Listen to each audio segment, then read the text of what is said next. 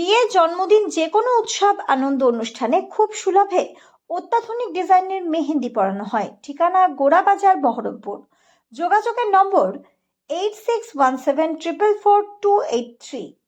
প্রার্থী আমাদের ডক্টর হুমায়ুন কবির, ডোমকল বিধানসভা কেন্দ্রে আইপিএস, উনি প্রার্থী। তো আমি যখন বিগত লোকসভা নির্বাচনে প্রতিদ্বন্দ্বিতা করেছিলাম, তখন সিপিএম এর রাজ্য সম্পাদক তিনি এখানে প্রতিদ্বন্দ্বিতা করেছিলেন, আপনারা সকলে অবগত আছেন। এবং কংগ্রেসের যিনি বাংলার নেতা অধীর চৌধুরী তার সঙ্গে সঙ্গ দিয়েছিলেন। তো এই দুই দলের মিলিত শক্তিকে আমি অসুস্থ চলতে পারিনি, তারপরেও পরাস্ত করেছি। আর এবার তো বলার কথাই নেই, কংগ্রেস একদিকে, সিপিএম একদিকে, জেতার তো কোনো সম্ভাবনাই নেই। এবং আমরা আশা করব ওরা যেন ওদের জামানতটা অন্তত রক্ষা করতে পারেন। কটা সিট পাবেন?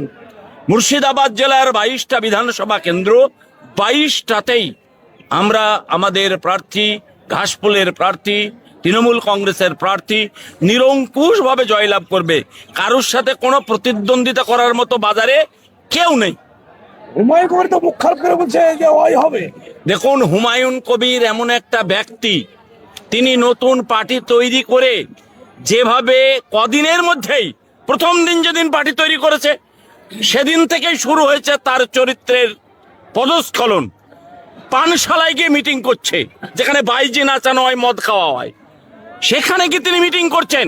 অদ্ভুত লাগে, সে দৃশ্য মানুষ দেখেছে। তারপরে মিটিং করছে, আমাকে কেউ 200 কোটি দেবে, কেউ বলছে 300 কোটি দেবে। টাকা ছাড়া কিছু চেনে না। মুসলিমের ভাবাবেগ, বাবরি মসজিদের আবেগ, তাকে কাজে লাগিয়ে সেটা বিক্রি করে দিচ্ছে বিজেপির কাছে।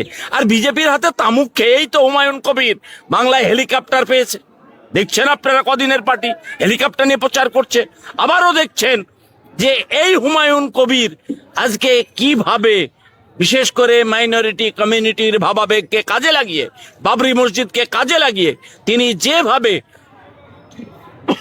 মুসলিম ভোটটাকে ভাগ করার একটা চেষ্টা করেছেন বিজেপির সঙ্গে সাথ দিয়ে।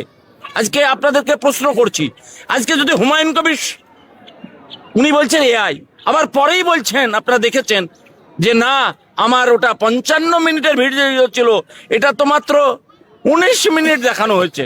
অদ্ভুত লাগে।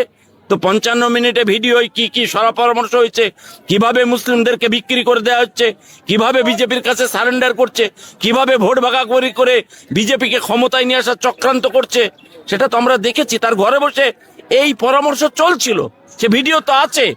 আর আরেকটা কথা আপনাদেরকে বলি, যখন বিভিন্ন প্রেস মিডিয়া জিজ্ঞেস করছে, আচ্ছা আপনি দুদিনের পার্টি, আপনার কোনো ক্ষমতা নাই, কিছু নাই, পঞ্চায়েত নাই, পঞ্চায়েত সমিতি নাই, জেলা পরিষদ নাই, রাজ্যে নাই, আপনি কি করে হেলিকপ্টার পেলেন? টাকা দিল কে? উনি বলছেন গৌরী সেন। গৌরী সেনটা কে তাও বলছেন না, পরে জানাবো। অদ্ভুত লাগে। ফোর্স তোকে পাহারা দিচ্ছে কে? সেই বিজেপির কেন্দ্রীয় বাহিনী হুমায়ুন কবিরকে পাহারা দিচ্ছে। আর একে সাপোর্ট করছে কে? অমিত শাহ বলছে এটা এআই ভিডিও, বলছে কে? অমিত শাহ। প্রধানমন্ত্রী বলছে এটা এআই ভিডিও, অমিত শাহ। অদ্ভুত লাগে। এরা থাকে মেয়ে কথার বিরোধিতা করছে, ক্রস মুসলমান দাবিছে। দেখুন, ও কাকে কি বলবে নিজেই ঠিক নেই, ওর চরিত্রেরও ঠিক নেই, ও কথা বলারও ঠিক নেই। দুদিন আগে অধীর চৌধুরীকে বলল, এই অধীর তুই মুতে পানি লিসলি, তুই কেন মসজিদের কথা বলবি?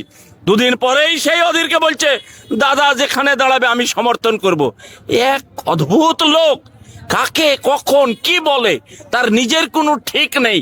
এই রকম একজন মানুষকে, মুসলমানের ভাবাবেগকে যারা কাজে লাগাচ্ছে, মুসলিম ভাইদের কাছে করজোড়ে আবেদন করব, এই ধরনের একজন মানুষ যে বাংলার মুসলমানদের ভাবাবেগকে কাজে লাগিয়ে বাংলাকে বিক্রি করতে চায়, বিজেপিকে ক্ষমতায় নিয়ে আসতে চায়, এবং সে বলছে বিজেপি যদি বাংলায় ক্ষমতায় আসে আমার কোনো আপত্তি নাই। অদ্ভুত লোক।